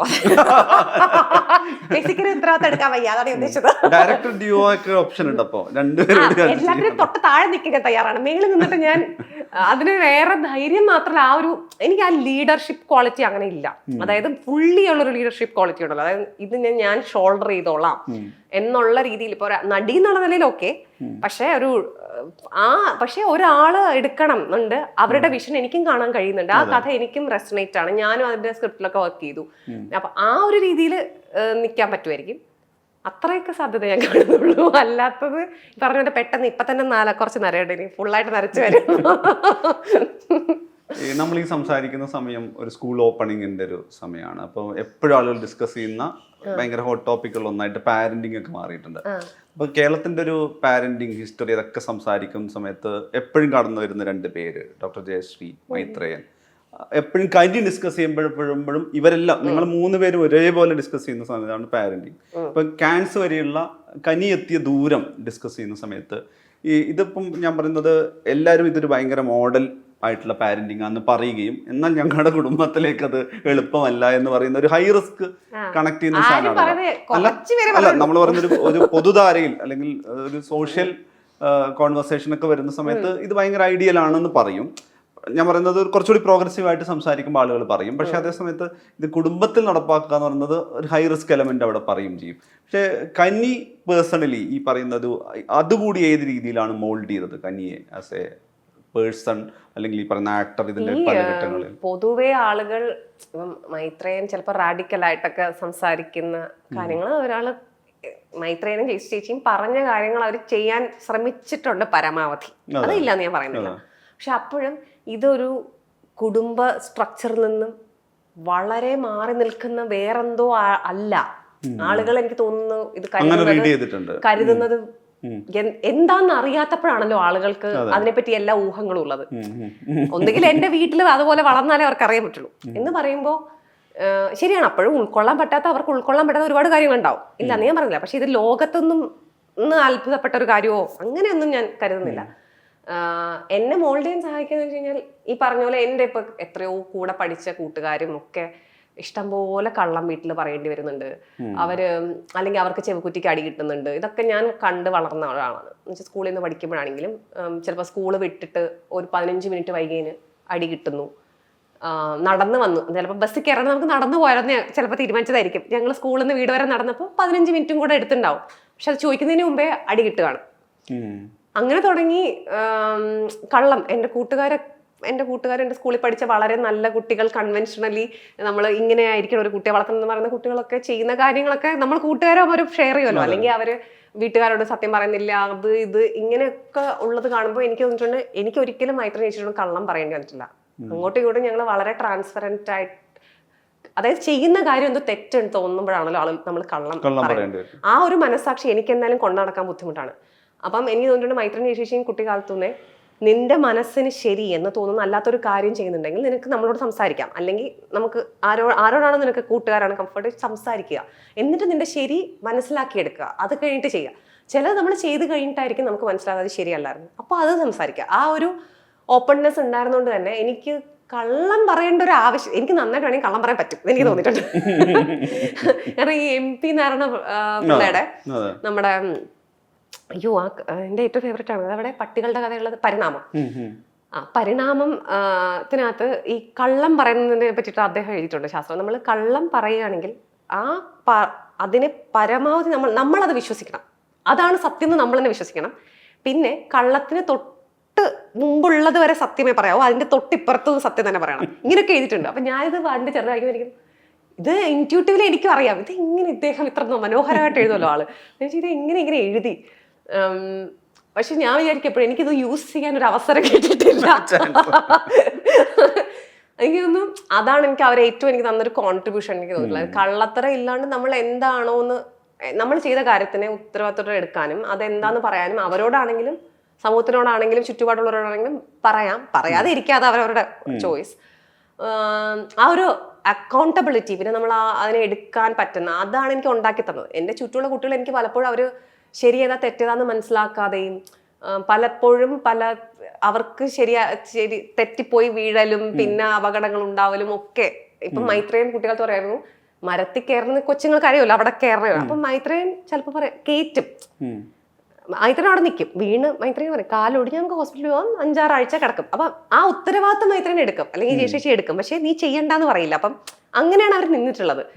അതുപോലെ ഇപ്പം കുഞ്ഞു വാവുകളാണെങ്കിൽ തീ പോയി പിടിക്കാൻ തോന്നുമ്പോൾ മൈത്രേയൻ എപ്പോഴും ഒരു മെഴുകുതിരി കുഞ്ഞ് വെച്ചിട്ട് മൈത്രേയൻ പറയും ഉടുപ്പൊന്നും അവർക്ക് ഇട്ട് കൊടുക്കരുത്, കുഞ്ഞു വാവയാകുമ്പം തീ പോയി തൊട്ട് കഴിഞ്ഞാൽ അവരായിട്ട് പിന്നെ തൊടില്ല. നമ്മളത് മാറ്റി വെക്കുമ്പോൾ ഒരു ദിവസം നമ്മുടെ കണ്ണ് പറയാൻ ഒരു അപകടം വരാം. അപ്പൊ മൈത്രേയൻ ആ ഒരു എനിക്ക് തോന്നിയിട്ടുണ്ട് നമുക്ക് പല സർവൈവ് ചെയ്യണമല്ലോ പെൻഷൻ, നമ്മൾ അധികം എന്താണ് ഷേപ്പൊന്നും മാറാണ്ട് സർവൈവ് ചെയ്തെത്താൻ ഇതിനെ പരിചയപ്പെടുത്തുന്ന ഒരു കാര്യമുണ്ട്. എന്തൊക്കെ റിസ്കുകളാണ് ചുറ്റുമുള്ളത്, എന്തൊക്കെ പ്രശ്നങ്ങളാണ് ചുറ്റുമുള്ളത് എന്നുള്ളതിനെ പരിചയപ്പെടുത്തി നമ്മൾക്ക് അതിനൊരു ഇപ്പൊ രാത്രി ഇറങ്ങി നടന്നിട്ടേ ഇല്ല എന്നുണ്ടെങ്കിൽ രാത്രിയിൽ എന്തൊക്കെയാണ് സംഭവിക്കാൻ നമുക്കൊരു ഐഡിയ ഉണ്ടാവില്ല. പക്ഷെ രാത്രി പെട്ടെന്ന് ഒരു ദിവസം എന്തെങ്കിലും കാരണവശാൽ നിന്ന് പോയി കഴിഞ്ഞാൽ നമുക്കപ്പോൾ എങ്ങനെ പെരുമാറണം, എങ്ങനെ അവിടെ നിന്ന് രക്ഷപ്പെടണം, നമുക്ക് എന്തെങ്കിലും ഒരു പ്രോബ്ലം ചുറ്റും വരുന്നുണ്ടെങ്കിൽ ഇതൊക്കെ ഒരാളെ സ്മാർട്ട് ആക്കണം എന്നുണ്ടെങ്കിൽ നമ്മൾ ചെയ്ത് ശീലിച്ച് കൂടെ നിന്നും അങ്ങനെ മനസ്സിലാവും. ഇതുപോലെ ഒറ്റയ്ക്ക് യാത്ര ചെയ്യണം. ഇപ്പൊ തന്നെ എൻ്റെ കൂടെ ചില അമ്മമാരൊന്നും ഇപ്പോഴും ഒറ്റയ്ക്ക് യാത്ര ചെയ്യാത്തതുകൊണ്ട് മകൾക്ക് വയ്യ, പക്ഷെ അവർക്ക് ട്രെയിനിൽ കയറി വരാൻ അറിയില്ല. ഇങ്ങനെയൊക്കെ ഓരോന്നും കാണുമല്ലോ. അപ്പം എന്നെ 10 വയസ്സുള്ളപ്പോഴേ ഇത്രയും ബസ്സിൽ കയറ്റി വിട്ടു. എന്നിട്ട് പറയും ആലപ്പുഴ അവിടെ ഇറങ്ങിയിട്ട് പലയിടത്തവിടെ കൊണ്ടുപോയിട്ട് പിന്നെ പറഞ്ഞു നീ അവിടെ ഇറങ്ങുക, എന്നിട്ട് അവിടുത്തെ ഓട്ടോയോട് ഇന്ന പറയാം. അപ്പം എനിക്ക് പേടിയൊക്കെ ഉണ്ട്, പക്ഷെ അങ്ങനെ ചെയ്തൊരു ധൈര്യവും നമുക്ക് എന്തെങ്കിലും പറ്റിപ്പോയി കഴിഞ്ഞാൽ എങ്ങനെ അവിടെ നിന്ന് സർവൈവ് ചെയ്ത് വരണം അതിനെ പാകപ്പെടുത്തി എടുക്കുക. അത് എനിക്ക് തോന്നി മൈത്രേയൻ ചേച്ചിയും എന്ത് തരം പ്രശ്നങ്ങൾ ഉണ്ടാകുമ്പോഴും മനസ്സുകൊണ്ടും ശരീരം കൊണ്ടും അത് നേരിട്ട് അധികം പരിക്കൊന്നും ഇല്ലാണ്ട് അതിനെ ഏറ്റവും നന്നായിട്ട് ഒരു പാരന്റിങ് തന്നിട്ടുള്ള ആൾക്കാരിൽ 2 പേരാണെന്ന് തോന്നുന്നു. പ്രൊട്ടക്റ്റ് എപ്പോഴും ചെയ്തു കഴിഞ്ഞാൽ നമ്മൾ പ്രൊട്ടക്ട് ചെയ്യാൻ പറ്റാതിരുന്ന ഒരു സമയം വരുമ്പോൾ ചിലപ്പോൾ ആളുകൾ കംപ്ലീറ്റ്ലി ഇല്ലാണ്ടായി പോവാം. അപ്പൊ അതിന് റിസ്ക്കും ഉണ്ട്. ഇതുപോലെ മൈത്രേയൻ ഞാൻ ചോദിക്കും നിങ്ങൾക്ക് അപ്പൊ പേടി വരില്ലേ? കാരണം ഞാൻ ഇനി വല്ല കുഞ്ഞുങ്ങളുണ്ടാക്കി കഴിഞ്ഞാൽ അയ്യോ കുട്ടി മതിലിന്റെ അടുത്തോട്ട് പോകുന്നു, നമുക്ക് പേടി വരാലോ. അതിന്റെ ഒരു റിസ്ക്, അതൊരു വേറൊരു മനധൈര്യമാണ്. നിക്കണം, അവര് വീഴ്വടെ പിടിക്കണം, അങ്ങനത്തെ ഒരു ശരിക്കും പറഞ്ഞാൽ നല്ല ശ്രദ്ധ കൊടുക്കണം മക്കൾക്ക്. മൈത്രേയൻ നല്ല ഒരു അച്ഛനായിരുന്നു ആ രീതിയിൽ, നല്ല പോലെ ശ്രദ്ധ കൊടുക്കുക എന്ന് പറഞ്ഞില്ലേ. ഒരിക്കൽ പോലും എനിക്ക് ആ ഒരു അറ്റൻഷൻ എന്ന് പറഞ്ഞൊരു കാര്യം ഇല്ലാണ്ടിരുന്നിട്ടില്ല. എപ്പോഴാണ് നടക്കാൻ പോവാണെങ്കിൽ നടക്കാൻ കൊണ്ടുപോകും, മരങ്ങൾ കാണിച്ചു തരും, അല്ലെങ്കിൽ ടെറസിൽ കിടന്ന് ഉറക്കിയിട്ട് നമുക്ക് ഇങ്ങനെ എന്തൊക്കെ കോൺസലേഷൻ എന്ന് പറഞ്ഞാലും എല്ലാ കാര്യങ്ങളും ഇങ്ങനെ അത്രയും ടൈം എനിക്ക് സ്പെൻഡ് ചെയ്തിട്ടുള്ള ഒരു അപ്പം ആ രീതിയിൽ ഈ പറഞ്ഞ പോലെ എനിക്ക് തോന്നിയിട്ടുണ്ട് മൈത്രേയൻ വളരെ യുക്തിയും ലോജിക്കും ഉള്ള മനുഷ്യനാണ്. അതൊക്കെ ഉള്ളതോടൊപ്പം തന്നെ വളരെ റൊമാൻറ്റിക് ആയിട്ടാകാനും എന്നെ സഹായിച്ചിട്ടുണ്ട് മൈത്രേയൻ വളർത്തിയത്. മൈത്രേയൻ ഭയങ്കര റൊമാൻറ്റിക് ആണ്. അപ്പൊ നമുക്കിന്ന് വൈകുന്നേരം ആകാശം കാണാം, ഇന്ന് വളരെ ഭയങ്കര മേഘമാണ്, നടക്കാൻ പോവാം. അപ്പൊ എന്നെ മാത്രമല്ല എൻ്റെ വീട്ടിലുള്ള പല കുട്ടികൾ അവരുടെ അച്ഛനന്മാർ ഇതുപോലെ വിടില്ല. 5 മണി കഴിഞ്ഞാൽ വീട്ടിൽ നിന്ന് ഇറങ്ങരുത്. അപ്പൊ ചിലപ്പോൾ 5:30 സൂര്യാസ്തമയം. അപ്പോൾ ഞാൻ നോക്കിക്കോളാം എന്ന് പറഞ്ഞിട്ട് അവർക്കൊക്കെ മൈത്രേയന്റെ പേടിയാന്ന് തോന്നുന്നു. മൈത്രേയന്റെ ശബ്ദവും വളരെ ബേസ് ആയിട്ടുള്ള ശബ്ദം, നിങ്ങൾ എന്താണെന്ന് ചോദിക്കുമ്പോൾ അവർ വീഴുന്നിട്ട് ഞങ്ങൾ താമസിച്ചിരുന്ന ചെറുവയ്ക്കൽ എന്ന് പറഞ്ഞ ഭാഗമാണ്. അവിടെ ആക്കുളം, അവിടെ നല്ല കാടുകളൊക്കെ ഉണ്ട്. അപ്പം മൈത്രേയൻ ഈ പഴം കഴിക്കാവുന്നതാണ്, ഇത് കഴിക്കാവുള്ള, കാട്ടിലെങ്ങാനും പെട്ടുപോയി ഇത് കഴിക്കാം, ഇത് കഴിക്കരുത്, ഇങ്ങനെ തുടങ്ങി ശരിക്കും പറഞ്ഞാൽ ഈ പരിഷത്തൊക്കെ നടത്തുന്ന ഒരുപാട് അങ്ങനെ. ഇപ്പൊ അതുപോലെ മതിൽ ചാടാൻ പഠിപ്പിക്കാൻ, മരം കയറാണെങ്കിൽ വീഴുവാണെങ്കിൽ എങ്ങനെ, അതുപോലെ നോട്ട്സ്. മൈത്രേയനൊക്കെ ഇതുപോലെ ഒരു വേറെ ഏതെങ്കിലും ഒരു കൃഷി അങ്ങനത്തെ ഒക്കെ കുടുംബങ്ങളിൽ നിന്ന് വരുന്നോണ്ടായിരിക്കാം ഇതായിരിക്കണം ഈ കെട്ട് എന്നൊക്കെ പറഞ്ഞ് ഒരുപാട് അങ്ങനത്തെ കാര്യങ്ങൾ പഠിപ്പിക്കുന്ന ഭയങ്കര രസമുള്ള ഒരു അച്ഛനായിരുന്നു. ജയശ്രീ ചേച്ചി പിന്നെ അങ്ങനെയൊന്നുമല്ല, വേറെ നമ്മുടെ വീട്ടിൽ ശരിക്കും ഭക്ഷണം കഴിക്കുന്നതിന്റെ പൈസ വരുന്നത് ജയശ്രീ ചേച്ചി ഡോക്ടർ ആയതുകൊണ്ടാണ്. ബ്രെഡ് വിന്നർ ശരിക്കും ജയശ്രീ ചേച്ചി ഒരു ചിന്തകയാണ്. ചേച്ചിക്ക് ഇങ്ങനെ പിള്ളേർ അങ്ങനെയൊന്നും അല്ല, വേറെ ഒരു നമ്മൾ ചെന്നാൻ മിണ്ടെന്നൊക്കെ അല്ലാണ്ട് ചേച്ചിയുടെ ലോകത്ത് ചിന്തയും വായനയായിട്ടിരിക്കുന്ന ഒരാളാണ്. ശരിക്കും ടീനേജ് കഴിഞ്ഞതിന് ശേഷമാണ് ജയശ്രീ ചേച്ചി ശരിക്കും ഒരു എനിക്ക് എന്താണ് അമ്മ എന്നുള്ള നിലയിൽ ജയശ്രീ ചേച്ചി ഞാൻ തമ്മിലുള്ള റിലേഷൻഷിപ്പ് ഏത് രീതിയിലാണെന്നുള്ളത് മനസ്സിലാക്കാൻ തുടങ്ങിയത് ഒരു ടീനേജ് മുതലാണ്. ജയശ്രീ ചേച്ചി പഠിക്കുന്ന കാര്യത്തിലൊക്കെ എൻ്റെ അമ്മൂമ്മ ടീച്ചറായിരുന്നുണ്ട്. എന്തെങ്കിലും ഞാൻ പഠിച്ചില്ലെങ്കിൽ അമ്മ ഇങ്ങനെ പറയാം അവളത് പഠിക്കുന്നില്ല എന്നൊക്കെ പറയും. അപ്പം ജയശ്രീ ചേച്ചി എൻ്റെ അടുത്ത് പറയും അങ്ങനെ ചേച്ചിക്ക് അതൊരു ഇതായിട്ട് തോന്നിയ മാത്രമേ വൈകുന്നേരം നീ എന്നെ ഇത് പഠിപ്പിക്കുമോ എന്ന് ചോദിക്കും. അപ്പൊ ഇത് ഇങ്ങനെ അവർക്ക് അത് തോന്നിയത് ഭയങ്കര രസം. അപ്പൊ എനിക്ക് പഠിപ്പിക്കാൻ നമുക്കപ്പം ചേച്ചി പറയും എനിക്കിത് അറിയത്തില്ല, അപ്പം ഞാൻ ഇത് വായിച്ചിട്ട് ഞാൻ പറഞ്ഞു കൊടുക്കും. അപ്പൊ നമ്മളത് പഠിക്കുമല്ലോ. അപ്പൊ ഇങ്ങനെയൊക്കെ ഭയങ്കര രസകരമായിട്ടുള്ള ഒരു ടൂളാണ്. ഇങ്ങനെ അതുപോലെ കുട്ടികളുടെയാണെങ്കിലും ഇപ്പൊ ജയശ്രീ മൈത്രേനും അങ്ങനെ ഈ പരീക്ഷയ്ക്ക് മാർക്ക് കിട്ടുന്ന ഒരു സംഭവമായിട്ട് അവർ പറഞ്ഞിട്ടില്ല ഒരിക്കലും. ഇതുപോലെ അതൊക്കെ തോറ്റാലും ഒരു കുഴപ്പമില്ല, നിനക്ക് അറിയാമെങ്കിലേ കാര്യമുള്ളൂ. അപ്പം ആ രീതിയിലൊക്കെ എനിക്ക് ഒട്ടും സ്ട്രെസ് ഇല്ലാത്ത ഒരു കുട്ടി എന്നുള്ള നിലയിൽ എന്താ പറയുക, എനിക്ക് ഇപ്പോഴും ഞാൻ എല്ലാവരും പറയും എനിക്ക് എൻ്റെ കുട്ടിക്കാലമാണ് ഏറ്റവും ഇഷ്ടം. 18 വയസ്സിലുള്ള എൻ്റെ ജീവിതം ഇപ്പം എന്ന് പറഞ്ഞാൽ നമ്മളെ ഒരു കാലിക്കണമല്ലോ, നാളെ മറ്റേ പൈസ ഉണ്ടാക്കണം അല്ലെങ്കിൽ ഇതൊക്കെ കാലിക്കണമല്ലോ. മറ്റേന്ന് പറഞ്ഞാൽ എല്ലാം ടേക്ക് കെയർ ചെയ്യുന്ന ആൾക്കാർ, പഠിക്കാനായിട്ട് സപ്പോർട്ട് ചെയ്യുന്ന ഒരു അച്ഛനമ്മയെ, എന്ത് ചെയ്യാനും സന്തോഷം, സ്വർഗം ശരിക്കും പറഞ്ഞു എൻ്റെ രീതിയിൽ. അപ്പം എനിക്ക് 18 വയസ്സൊക്കെ ഞാൻ ഇനി എനിക്ക് റീലിവ് എപ്പോഴും വീണ്ടും ഒന്നാമത്തെ വയസ്സ് പോലെ ആ വയസ്സ് വരെ ജീവിക്കണം. ഇപ്പൊ ഒരു 80 വയസ്സ് വരെ ഞാൻ ജീവിക്കാൻ ഉള്ളൊരു ആയുസ് എനിക്ക് ഉണ്ടെന്നുണ്ടെങ്കിൽ ആ കുട്ടിക്കാലം വീണ്ടും വീണ്ടും ജീവിക്കാൻ തോന്നുന്നു. ഇതേമാതിരി എൻ്റെ സ്കൂളും വളരെ സാധാരണ ഒരു ഗവൺമെന്റ് സ്കൂളിലാണ് വിട്ടത്. മൈത്രേനെ ചേച്ചി ഇതുപോലെ പള്ളിക്കൂടം മേരി റോയുടെ അവിടെ ഒരു ജെൻഡർ ആൻഡ് സെക്ഷുവാലിറ്റി എന്തോ വർക്ക്ഷോപ്പിന് എന്നെയും എൻ്റെ കൂടെ വളർന്ന വേറൊരു കുട്ടിയുണ്ട് നിധി എന്ന് പറഞ്ഞിട്ട്, ഞങ്ങളെ രണ്ടുപേരെയും ഇവർ വിട്ടു. അപ്പോൾ അവിടെ സ്ത്രീകളും അന്നത്തെ ഫെമിനിസ്റ്റ് പ്രസ്ഥാനത്തിലുള്ള കുറേ പേരൊക്കെ ഉണ്ട്. അപ്പോൾ എല്ലാം മുതിർന്നവരാണ്, ഞങ്ങളാണ് കുറച്ച് ചെറുതായിട്ടുണ്ടായിരുന്നത്. അപ്പോൾ അവിടെ നമ്മളെ അബ്യൂസ് ഉണ്ടാവുമ്പോൾ തിരിച്ചറിയാനും എങ്ങനെ അതൊക്കെ പഠിപ്പിക്കുന്ന ഒരു വർക്ക്ഷോപ്പായിരുന്നു. ഈ വർക്ക്ഷോപ്പിന് ചെന്നപ്പോൾ ഞങ്ങൾ ഈ സ്കൂള് കാണുവാണ്. ഞങ്ങൾക്ക് അതാണല്ലോ, ഞങ്ങളുടെ പിള്ളേരാണല്ലോ, ബാക്കിയുള്ള വലിയ ആൾക്കാർ. ഞങ്ങൾ ഇത് എന്ത് സ്കൂള്, ഭയങ്കര രസം. അവിടെ എന്താണ് അവിടുത്തെ ഓരോ കാര്യങ്ങൾ നമ്മൾ കേൾക്കാണ്. അവിടെ ഇങ്ങനെയാണ്, അവിടെ ഗേൾ ഫ്രണ്ട് ബോയ് ഫ്രണ്ട്സ് ഒക്കെ ഉണ്ടാവാം, ഇങ്ങനെയൊക്കെ ഉണ്ടോ, പിന്നെ എന്താണ് എല്ലാ എക്സ്ട്രാ കരിക്കുലർ ആക്ടിവിറ്റിക്ക് ഭയങ്കര സപ്പോർട്ടാണ്, ഇങ്ങനെയൊക്കെ ഭയങ്കര ഫാസിനേറ്റിംഗ്. നമ്മുടെ ഒന്നും സ്കൂൾ പോലെ അല്ല. അപ്പം ഞാൻ ചോദിച്ചു, ഞങ്ങൾ തിരിച്ച് ട്രെയിനിൽ കയറി തിരുവനന്തപുരത്തേക്ക് വരുവാണ്, ഞങ്ങൾ ചെറുതുമാണ്. അപ്പം ഞങ്ങൾ ഇരിക്കുക അതെന്താ നമ്മളെ ഇങ്ങനത്തെ സ്കൂളിൽ വിടാത്തത് എന്നൊക്കെ ഞാൻ വീഡിയോയിൽ മൈത്രേനെ ചോദിച്ചു. മൈത്രേൻ ഭയങ്കര മറ്റേ അത് ഇത് എന്നൊക്കെ, മൈത്രേൻ പരീക്ഷ എന്തിനു എഴുതുന്നു, സ്കൂളിൽ എന്തിനു പോകുന്നു എന്നൊക്കെ ചോദിച്ചിട്ട്, എന്നെ എന്തിനാണ് ഈ സാധാരണ ഒരു എല്ലാം ഉള്ള ഗവൺമെന്റ് സ്കൂളാണ്, പക്ഷെ ഓണപരീക്ഷയുണ്ട്, ക്രിസ്മസ് പരീക്ഷയുണ്ട്, അങ്ങനത്തെ ഒരു സ്കൂളിലാണല്ലോ ഞാൻ പോകുന്നത്. പള്ളിക്കൂടം വളരെ ഓൾട്ടർനേറ്റീവ് ആയിട്ടുള്ള ചിന്തയുള്ള സ്കൂളാണ്, അവിടെ ഇടാത്തത് ചോദിച്ചു. അപ്പം മൈത്രേൻ എന്ന് പറഞ്ഞു, അങ്ങനെ ഈ ഓൾട്ടർനേറ്റീവായിട്ട് ചിന്തിക്കുന്ന സ്കൂളിൽ നീ പോകണം അങ്ങനെയല്ല ഞാൻ ആലോചിക്കുന്നത്.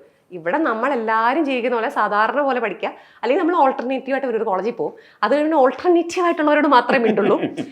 മൈത്രി പറഞ്ഞു അത് നിന്റെ ഇഷ്ടമാണ് ഭാവിയിൽ. ഞാനായിട്ട് അങ്ങനെ എല്ലാ സാധാരണ മനുഷ്യരും മുതൽ കേരളത്തിന്റെ ഒരു പരിച്ഛേദമായിട്ടുള്ള എല്ലാവരും ഉള്ള ഒരു സ്ഥലത്ത് പഠിച്ച് അതുപോലെയുള്ള എല്ലാവരുമായിട്ട് സംസാരിച്ച് അങ്ങനെ ആണ് ഒരാൾ വ്യക്തിത്വം. അതിൽ ചിലപ്പോൾ നമ്മൾ വ്യത്യസ്തത ഉള്ളവരോ ചിന്തിക്കുന്ന മാറുന്നവരായിരിക്കും, പക്ഷെ അവരുമായിട്ടൊന്നും ഒന്നും ചെയ്യാൻ പറ്റാതെ, അതൊന്നും നമുക്കറിയില്ല, വളരെ എലീറ്റ് സ്ഥലത്തോട്ട് മാത്രം പോരുത് അതിനകത്തൊരു. അപ്പം അന്നും എനിക്കത് അത്രയും മനസ്സിലായില്ലെങ്കിലും കുറച്ചുകൂടെ വലുതായപ്പോ എനിക്ക് ഉറപ്പായിട്ടും ഞാൻ അങ്ങനെ ഒരു സ്കൂളിൽ പഠിച്ചത് തന്നെ. എനിക്ക് എൻ്റെ സ്കൂൾ വളരെ ഇഷ്ടമാണ്. അത് ഇതുപോലെ എന്നെ വാർത്തെടുക്കുന്നതിൽ ഒരുപാട് ഇൻഫ്ലുവൻസ് തന്നൊരു സ്കൂളാണ്. ഞങ്ങളുടെ സ്കൂളിലെ ടീച്ചേഴ്സൊക്കെ ഇതുപോലെ പല ഇതെന്ന് വരുന്ന കുട്ടികളുണ്ടെങ്കിലും പഠിക്കാത്തതിന് ഒരുപാട് വഴക്ക് പറയുന്ന സ്കൂളൊന്നും ആയിരുന്നില്ല എൻ്റെ സ്കൂള്.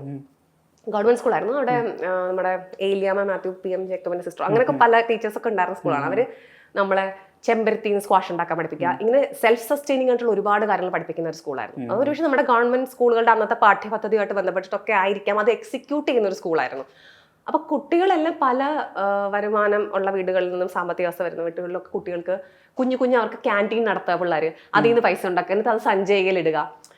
കുറച്ചും കൂടെ ഈ സെൽഫ് സഫീഷ്യൻസി തരുന്ന ഒരു സ്കൂളായിരുന്നു എൻ്റെ സ്കൂളും ഞങ്ങൾക്ക് എല്ലാവർക്കും. അപ്പം ആ രീതിയിലൊക്കെ വെച്ചാൽ ആ സ്കൂളിൽ വിട്ടത് നന്നായി. ഇങ്ങനെയൊക്കെ തന്നെയാണ് ഞാൻ ആലോചിക്കുന്നത് ഇപ്പൊ തിരിഞ്ഞു നോക്കുമ്പോൾ. അപ്പൊ എനിക്കൊരു പാരന്റിങ് എന്ന് പറയുന്നത് എന്നെ സംബന്ധിച്ചിടത്തോളം പറഞ്ഞ പോലെ ഏറ്റവും സ്ട്രെസ് ഫ്രീയും കള്ളത്തിനും ഒന്നും കാണിക്കാതെ നമ്മുടെ കുട്ടിത്തമാണെങ്കിലും നമ്മുടെ ചിന്തകളാണെങ്കിലും നമ്മൾ വളരുമ്പോൾ ഉണ്ടാകുന്ന നമ്മുടെ മാറ്റങ്ങളാണെങ്കിലും എല്ലാം പറഞ്ഞും അതിലെ ശരിയും തെറ്റും എനിക്ക് തന്നെ ആലോചിക്കാനുള്ള ഒരു കഴിവുണ്ടാക്കിയും, അതുപോലെ പ്രായപൂർത്തിയാകുമ്പോൾ നിന്റെ ഉത്തരവാദിത്തമാണ് മുഴുവൻ.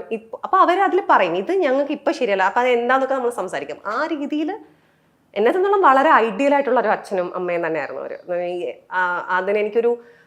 എനിക്കൊരു മകൾ എന്നുള്ളതിൽ വളർന്നിട്ട് തിരിഞ്ഞു നോക്കുമ്പോൾ ഇത് ഇങ്ങനെ ചെയ്യണമായിരുന്നു എന്ന് പറയേണ്ട ഒന്നും എനിക്ക് ഇല്ല ശരിക്കും.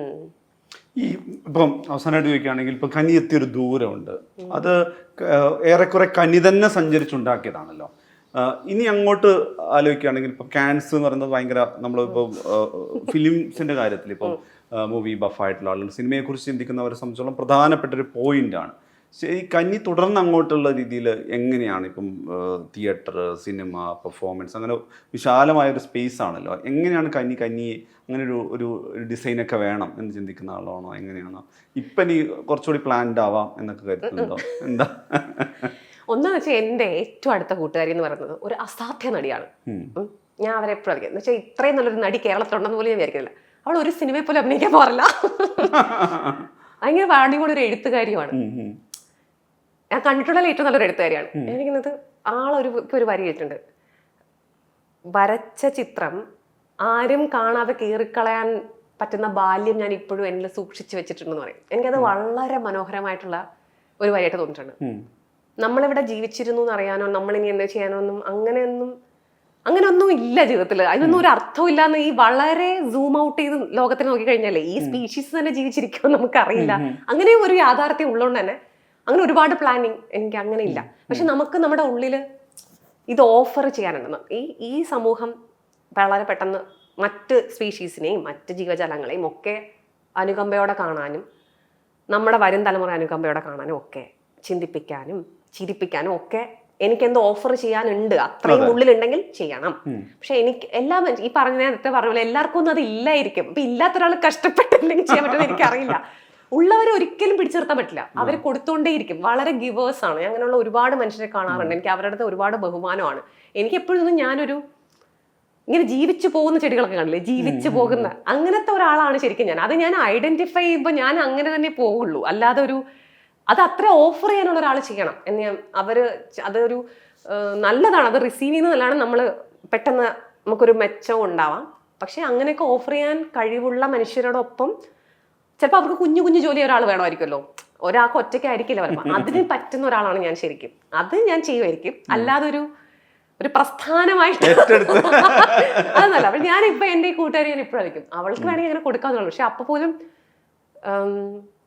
വളരെ സൂക്ഷ്മമായിട്ട് ചിലപ്പോ അവളുടെ മോനെ വളർത്തുന്ന ആ ഒരു കാര്യം മാത്രം അങ്ങനെയാണ് ജീവിക്കുന്നത്. എന്ത് രസകരമായിട്ടാ ജീവിക്കുന്നത് എന്ന് ഞാൻ ആലോചിക്കും.